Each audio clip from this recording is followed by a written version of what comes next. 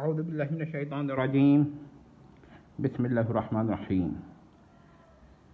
محترم جہلمی صاحب نے یعنی مرزا جہلمی صاحب نے سیدنا موسیٰ علیہ السلام کی عصمت کے خلاف، عصمت موسیٰ کے خلاف استدلال کیا ہے کہ انہوں نے قتل کر دیا تھا، اور اس قتل کو وہ ترک اولیٰ ماننے کو راضی نہیں ہے۔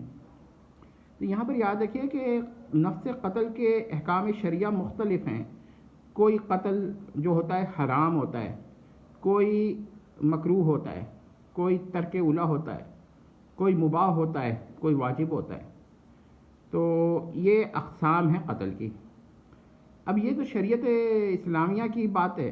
اگر شریعت اسلامیہ سے پہلے جائیے تو شریعت موسویہ میں بھی کوئی اقسام ہوں گے۔ موسویہ شریعت کے اقسام میں قتل پر بحث ہو سکتی ہے، لیکن یہ تو شریعت موسویہ سے بھی قبل کا واقعہ ہے، جب سیدنا موسیٰ علیہ السلام کو شریعت نہیں ملی تھی۔ ایک بات۔ دوسری بات یہ ہے کہ دیکھیے، نبی سے خلاف اسما فعل نہیں ہوتا، خواہ وہ ذہنی فعل ہو جیسے ارادہ کرنا یا سوچنا، یا جسمانی فعل ہو۔ اور نبی سے خلاف اسما فعل جب نہیں ہوتا تو جو فعل نبی سے ہو جائے وہ خلاف اسما نہیں ہوتا۔ اب یہاں پر تو ایک اور مسئلہ بھی ہے کہ پہلا تو یہ کہ اگر میں مان لوں، یہ فرض کر لیا جائے کہ حضرت موسیٰ کو اس وقت جب انہوں نے مصری فرعونی کو، جس کے لیے جہلمی صاحب اتنے پریشان ہیں، قتل کیا تھا، تو اس وقت اگر حضرت موسیٰ نبی معصوم تھے اس وقت، تو پھر یہ فعل جو ہے خلاف اسما نہیں ہے۔ اب ترک اولیٰ ہو یا نہ ہو، خلاف اسما نہیں۔ اور اگر یہ فعل خلاف اسما ہے تو پھر صادر نہیں ہو سکتا تھا۔ ظاہر ہے کہ ہوا تو فعل صادر ہوا ہے۔ ایک بات۔ دوسری بات ہو گئی۔ اب تیسری بات یہ کہ ہمارے نزدیک حضرت موسیٰ علیہ السلام کو اس کے بعد نبوہ ملی تھی، ٹھیک ہے؟ تو نبوہ سے قبل کے احکام کو نبوہ کے بعد کے احکام پر قیاس کرنا بالکل غلط ہوتا ہے۔ یعنی کہ اسما لوازی میں نبوہ ہے، تو نبوہ جب ملے گی تو پھر اسما بھی اسی وقت سے ثابت ہوگی۔ لیکن یہ بھی یاد رکھیے کہ ہو سکتا ہے یہاں پر دو اعتراض اور وارد ہوتے ہیں، وہ بھی میں پیش کر دوں، کیا پتہ جہلمی صاحب اٹھا دیں۔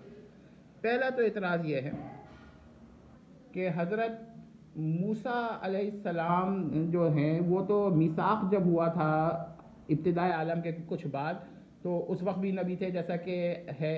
تو یہاں پر میں یہ بیان کر دوں کہ اس پر جو اختلاف رہا ہے بعض علماء کا، تو وہاں پر دو قسم کی نبوہ ہوتی ہے۔ ایک نبوہ صلوحیہ ہوتی ہے، ایک نبوہ فعلیہ ہوتی ہے۔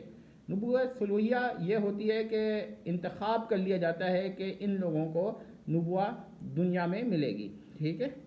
تو نبوہ صلوحیہ جو ہے اس کے احکام کچھ الگ ہوتے ہیں، اور نبوہ فعلیہ کے احکام الگ ہوتے ہیں۔ لیکن اگر جہلمی صاحب یہ بات نہیں مانتے، نہیں مانتے، جیسا کہ میں آپ سے عرض کروں وہ نہیں مانیں گے، تو پھر وہ یہ کہیں گے کہ نبوہ کی ایک ہی قسم ہے، وہی جو کہ تولد جسمانی کے بعد انبیاء کو ملی یا اس کے تولد جسمانی کے ساتھ ملی، ٹھیک ہے؟ بعض کو ساتھ بعض کو بعد۔ تو اس صورت میں پھر ہم یہ کہیں گے کہ یہ فعل خلاف اسما ہو یا نہ ہو، کیونکہ اسمت تو نبوہ کے بعد ہی ثابت ہوگی نا، تو استدلال غلط ہو گیا جہلمی صاحب کا۔ اب یہ کہ نبی کو ما قبل نبوہ کوئی فعل ایسا ہے جس کا نبی اس سے معصوم کہا جاتا ہے یا محفوظ کہا جاتا ہے، تو یہ ایک الگ بحث ہے، اور اس پر ہم انشاءاللہ کبھی